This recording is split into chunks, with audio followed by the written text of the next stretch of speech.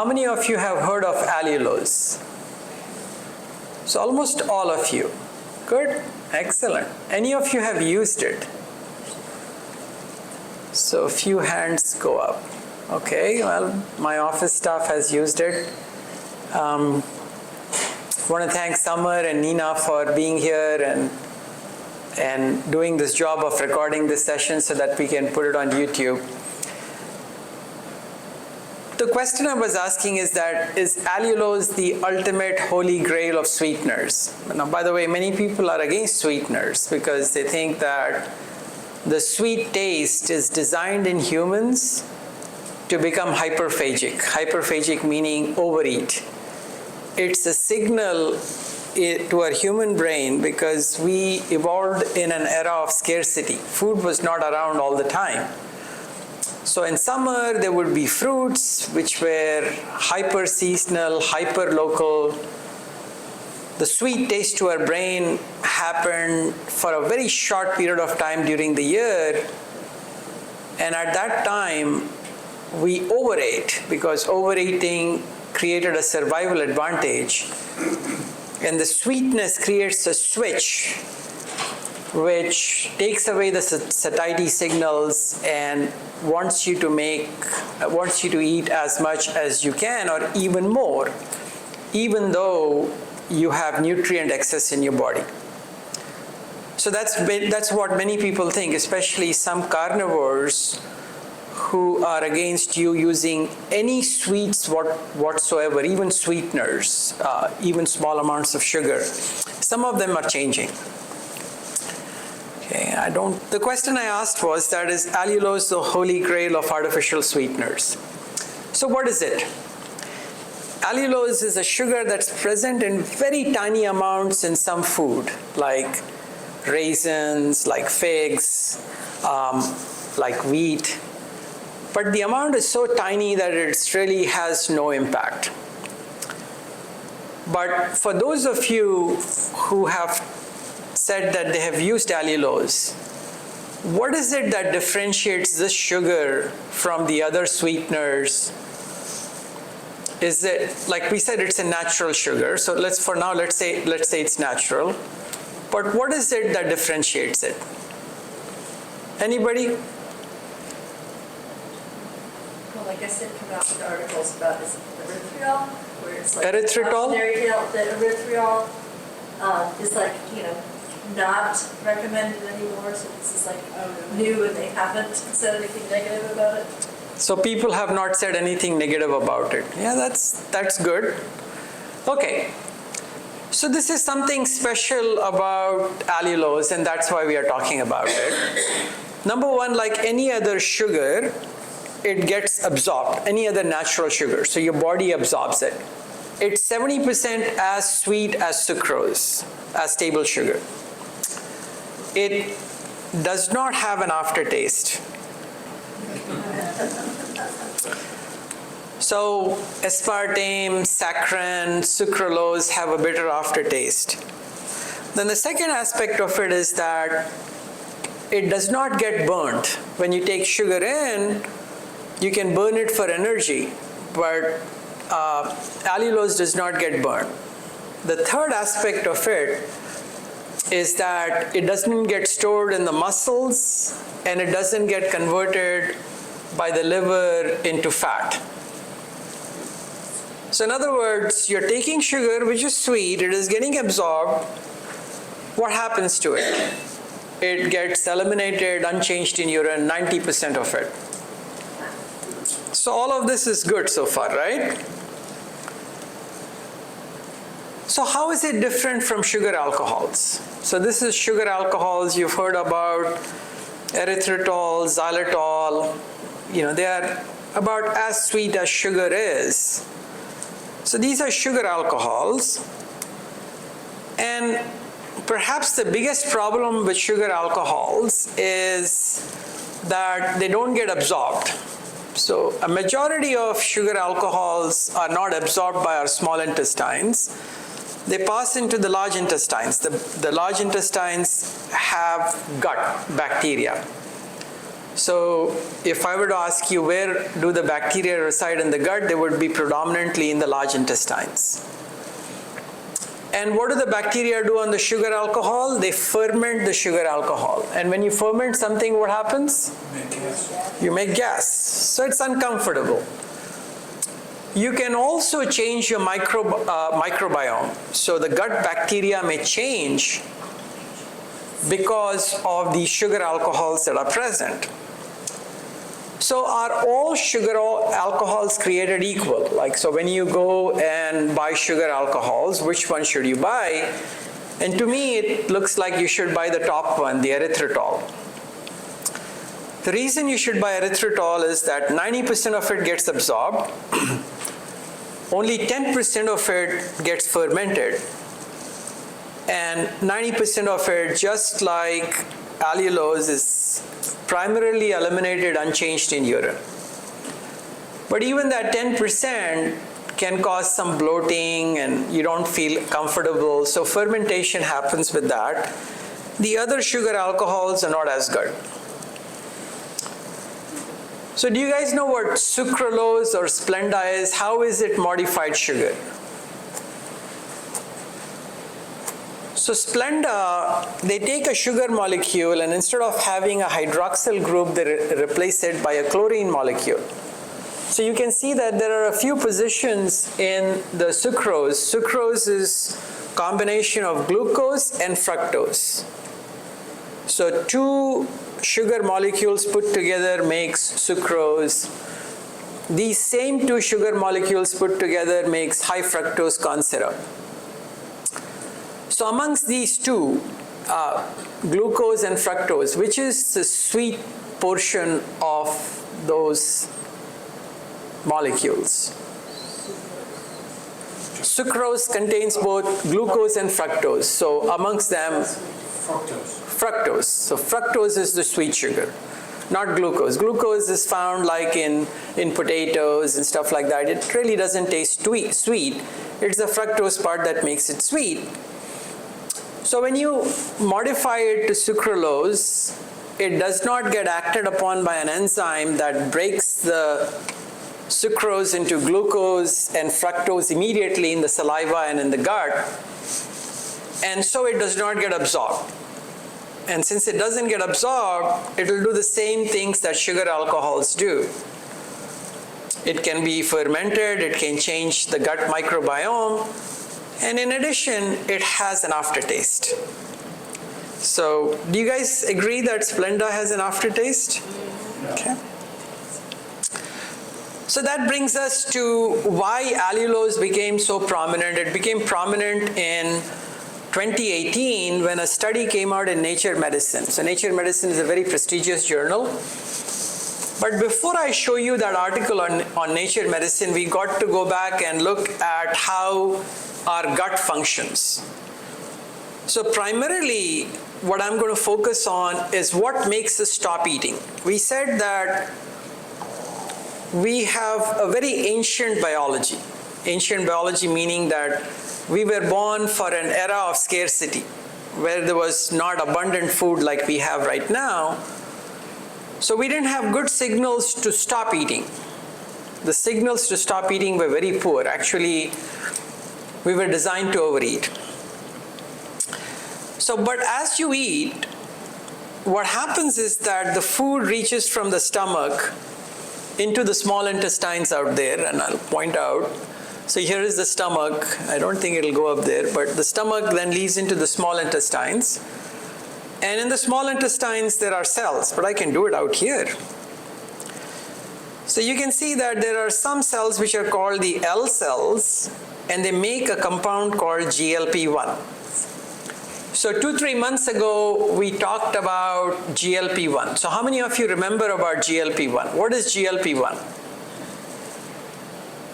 There is a very popular weight loss drug which is nothing but natural GLP-1, artificial GLP-1. Ozempic. So what does GLP-1 do? So as the food is reaching after digestion in the stomach and in the small intestines, there are signals that the body has to create to tell us to stop eating. So what GLP-1 does is that it goes and tells the stomach, stop emptying so that the person feels full. It also does something very important, and that is that it goes and talks to the brain. I don't want to go through all of its function, but I want to talk about two functions. One is stopping gastric emptying. Your stomach feels full, so you don't want to eat. And it talks to the brain and cells and tells them, hey, you have eaten enough, there is satiety, take the hunger away. So that's the function of GLP-1. And like we talked about, we have gotten very good at modifying it. This GLP-1 has a half-life of only 2 minutes in the human body, and it's degraded by this enzyme. Right at that location, it becomes inactive. So in order to extend its half-life, what they do is they add a fatty acid molecule. They add, a portion of fat to it so that the half-life, instead of 2 minutes, is extended to 24 hours for this drug. And for Ozempic, they do two things, or actually three things. One is that where the enzyme inactivates it, the DDP4, they substitute an amino acid so that enzyme doesn't recognize it anymore. Secondly, they put in a spacer before they put in a fatty acid. So instead of lasting 2 minutes or 24 hours, it lasts for 7 days. So Ozempic is taken once a week. And these are all the different GLP-1 agonists on the market. You may have heard of Mounjaro, Wegovy is another form of Ozempic, Rybelsus is an oral form of Ozempic, and the other ones that are listed there. So now we come to the Nature Medicine paper in 2018 that skyrocketed allulose into prominence. So these investigators were working with rats, and they gave rats allulose into their gut, 1 gram per kilogram. So what do you think happened to GLP-1? So GLP-1 in these rats skyrocketed with allulose. It went up very high. So, go ahead. They lost weight. Well, we'll get to that. And you are right. So that was the first thing they had to show, that these rats, the GLP-1 is going up with consumption of allulose. The second thing they had to show, which is in this panel, is that after taking in the allulose, which is in orange, they consistently ate less over the next 6 hours. So compared to wild-type mice not given allulose, the ones given allulose ate less. The third thing that happened, this top line is mice being fed high-fat, high-sugar diet. Over a period of 10 days, they gained weight. So what does 10 days in a rat's life or a mice's life look in human equivalents? If you were to guess, if you were to transfer the rat for 10 days into an equivalent time in human experience, would it surprise you that it would be just shy of a year? So of course they gained weight, but when they were given allulose and fed the same diet, they did not gain weight, as it's shown here in orange. Now other investigators took these observations further. They compared allulose to dextrin and maltodextrin and found that this is the top line. Allulose is making a lot of GLP-1. Okay? Whereas dextrin, resistant, or maltodextrin is not making GLP-1. You can see that GLP-1 levels are going up with allulose, but not going with the other compounds. Now the more allulose you gave, so this is the smallest amount of allulose here, then 0.5, then 1, and 2 grams per kilogram. The more allulose you give, the more you increase GLP-1. You can see that in this graph also. So there appears to be a dose response, at least in rats. Now fructose and other sugars will also make you release GLP-1, but far less compared to allulose. What is the other advantage of allulose over fructose as a GLP-1 stimulator? So we just went through that. So just to remind you guys, number one, is that it doesn't get burnt. Number two is that it does not get stored. So you're having all this sugar, but you're not storing it, you're not burning it, you're just eliminating it in urine. So it's not similar. You say, hey, fructose also increases GLP-1 to some degree, but it is not as good because fructose will cause insulin resistance, will get burnt, will get stored, will cause high blood pressure, will cause, in many people, gout. Fructose is the most important cause of having gout. So people started doing human trials with, early human trials with allulose are available. So this is a human study done in 14 individuals looking at giving allulose and seeing what happens to sugar levels and insulin levels. So I want to take you through this. So 14 people were tried for all of these different groups. The first group was giving sucrose 30 grams and seeing what happened to glucose. So you can see that glucose level went up. Now this is in millimoles. So in other words, 1 millimole is roughly 20 milligrams. So when it up to 3 millimoles, that means the blood sugar increased by 60 milligrams in these people. And then it came down over time.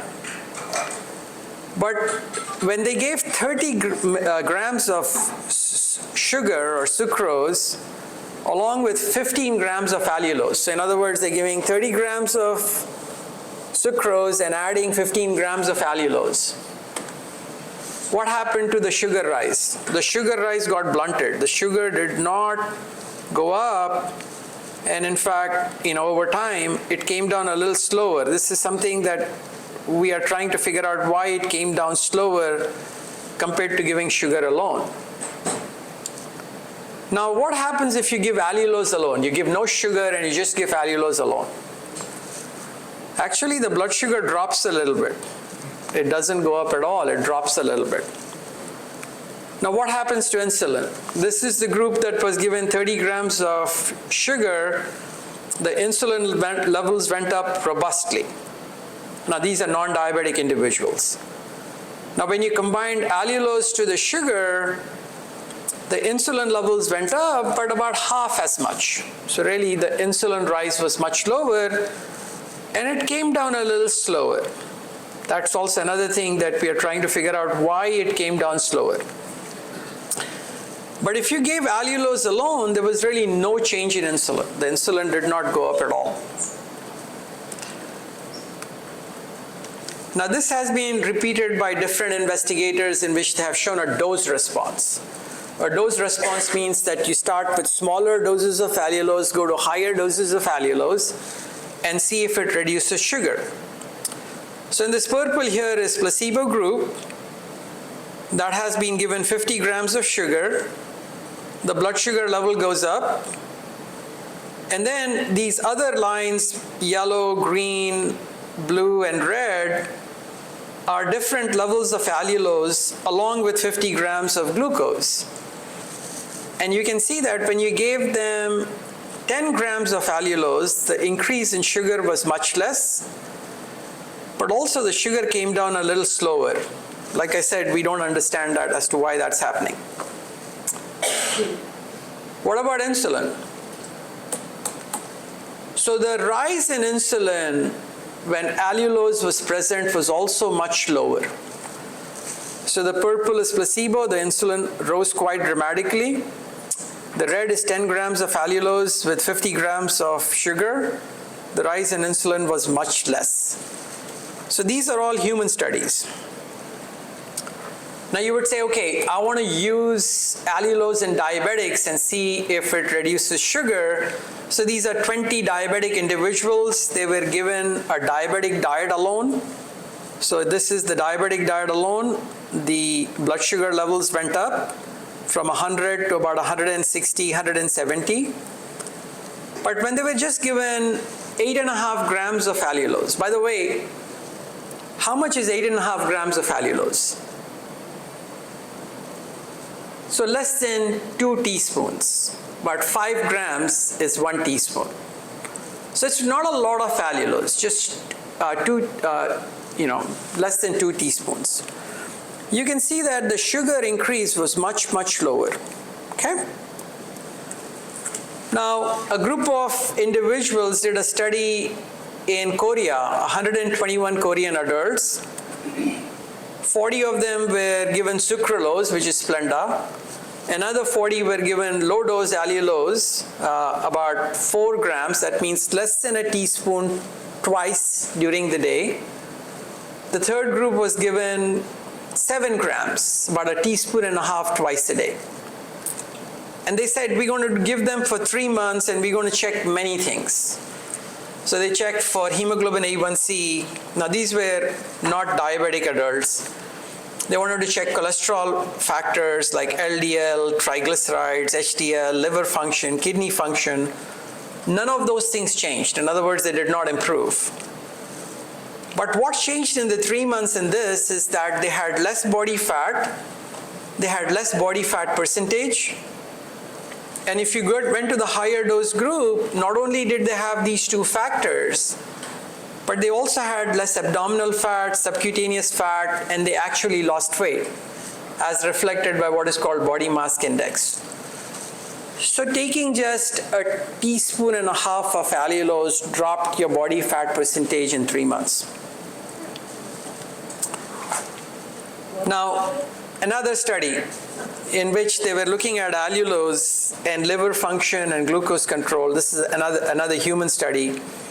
90 people, placebo group in one group, low-dose allulose, which is teaspoon per day, high-dose allulose, which is 3 teaspoons per day. Now this is almost a year of observation, 11 months. 48 weeks is 11 months, 52 weeks would be a year. Again, they noticed no change in cholesterol levels, no change in hemoglobin A1C, but many of them, their liver enzymes improved. Ultrasound measures of fatty liver got good, and blood sugar control was better.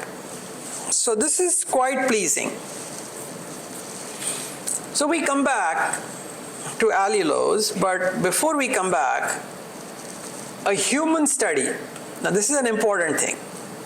A human study showing allulose increases GLP-1 in humans is not being done yet.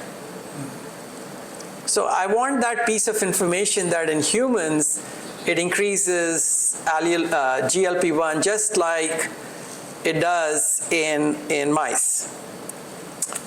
Okay, so before I recommend anything, I need to figure out in detail, is this safe?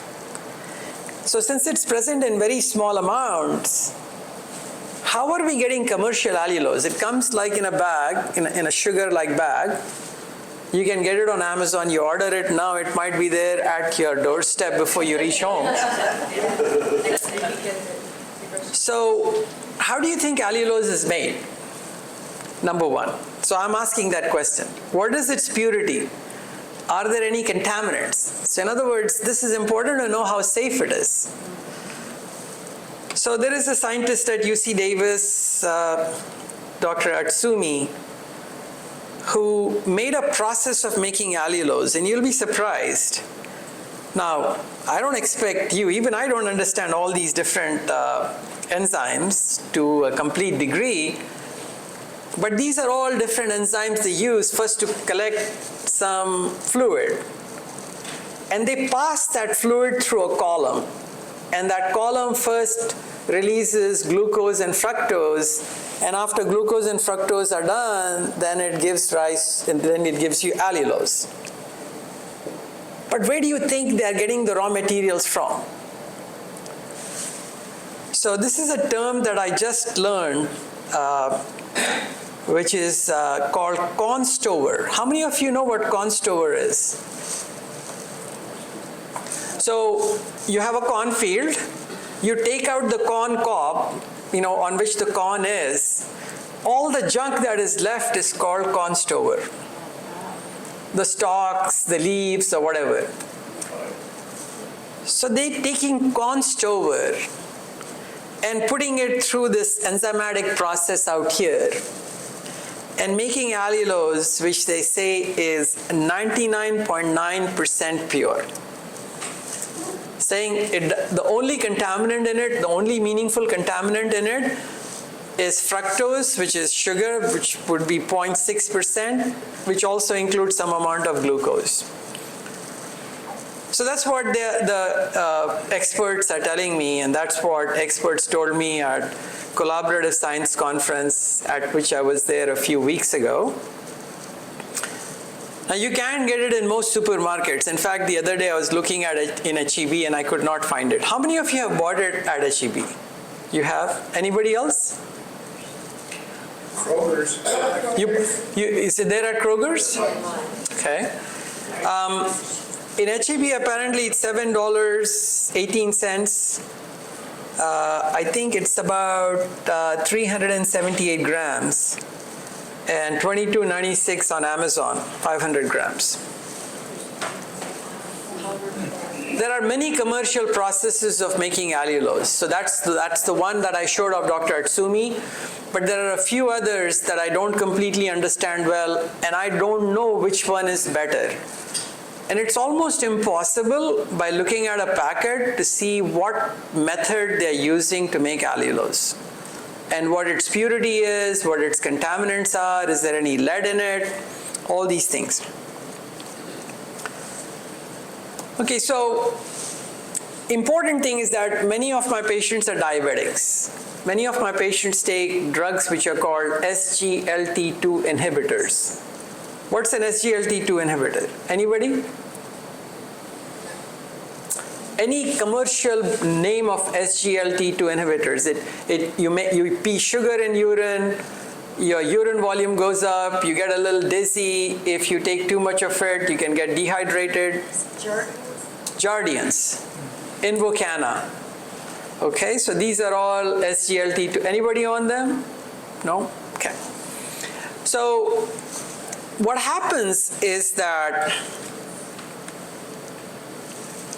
out here, this is a mock description of a single kidney unit, but every day we are filtering about 180 grams of glucose or sugar into the urine. 180 grams. That's a lot, right? 180 grams is roughly close to half a pound of sugar that our kidneys are filtering out. Now, most of that sugar is reabsorbed right in the beginning of the kidney. And it's reabsorbed by a transporter out there called the glucose transporter. And it's called sodium glucose transporter 2. So that's why it's called SGLT2. However, the Jardians and other drugs, they inactivate the transporter, so that's why they're called inhibitors. So the sugar does not get reabsorbed, and as the sugar is not getting reabsorbed, it takes sodium and water, and it creates a diuretic effect, just like you're taking a diuretic, like a fluid pill. So because of that, allulose you are taking, and you might go out there and start consuming 30 grams of allulose per day. So the 30 grams is being eliminated in urine because it does not get reabsorbed, and so you will carry water and salt with it. So if you're taking an SGLT2 inhibitor, then you might become dehydrated and you might not realize that.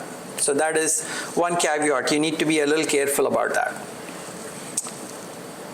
We said that allulose is absorbed completely, so it doesn't get acted on by gut bacteria.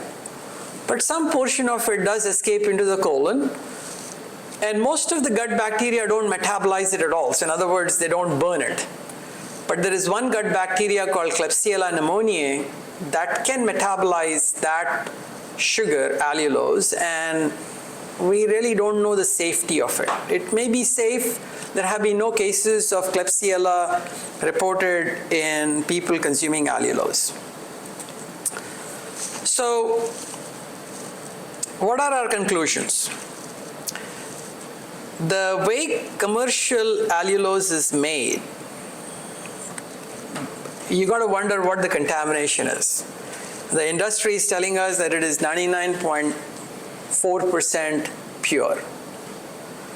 FDA says that it is generally regarded as safe. So if you trust the FDA, you should consume it. At least in animal studies, it increases GLP-1. So it's like you're taking a natural Ozempic. So the best time to take the allulose, so this is what brings us to the important point. The GLP-1 rise takes about a couple of hours for it to happen. So you should take allulose about 2 hours before your food. Let's say you're going to have food at 12 noon, because all of you guys do intermittent fasting, you skip breakfast, right? Yes. So take it at 10 o'clock with your coffee or tea or chai, okay? Or decaf coffee. So by time 12 o'clock comes, GLP-1 is high, you're no longer hungry and you would not want to eat. Important thing is that it does not get burnt or stored. We have human studies that it improves sugar and insulin control. We also have human studies that show it reduces fat mass, it improves the way your liver works. But the most important link that is lacking is that in humans, does it make GLP-1? We don't know at this time. So my office girls have tried, Nina has tried allulose, I think Summer has tried allulose also. So I want their experience. I want them to tell us whether, how sweet is it? Does it have an aftertaste? It doesn't have an aftertaste. Okay. It's not as sweet as sugar, but almost there. I liked it in my coffee. That's the true test. The coffee. Yeah. Okay. Does it make you eat less? Yeah, it made me skip lunch easily. Maybe it was just busy. Placebo effect or busy? What about you, Summer? I've noticed it, so I typically only eat dinner majority of the time, but for the most part, I've noticed it to where I've made it to even dinner where I'm not even hungry. You're not hungry even at dinner time? Amazing. So any of you have experiences? Yes, sir. Yeah, like Marley, this morning, I poured my coffee like I usually do, and I went to the sugar bowl and I put the same amount as I usually put in my coffee. And after I drank it, my wife says, "How did your coffee taste?" Like it did before. She says, "You just put allulose in it." Oh, she switched the sugar bowl for... It's the sugar bowl. Okay. Wow, smart lady. I had no idea. Okay, and then after that? Then after that, we had some eggs. Well, it wasn't 2 hours later. Yeah, it was. It was about 2 hours later. Did you eat less? Or you don't know? We don't know, just this morning. Anybody else? Kathy? I've tried it. But first of all, did you know all this information? Because you're up to speed with all information. No, I did not know all that information. And I love how current all your studies are. I was looking at the years of them. I guess I haven't tried it in and like the timing, that's a good piece of information.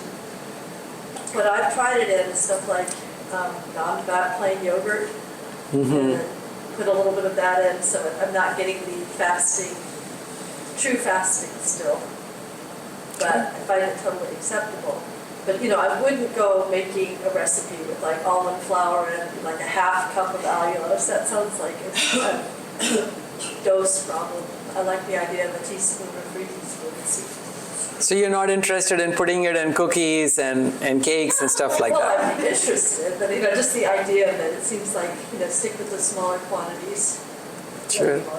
Yeah, if it's okay. If you go to cakes and cookies, it's all over with. Go ahead, you had a comment.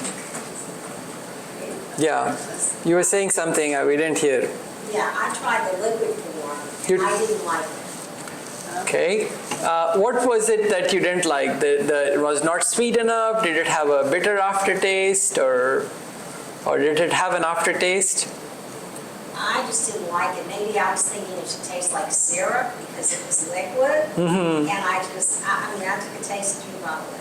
I did not like it. So, What did you put it in?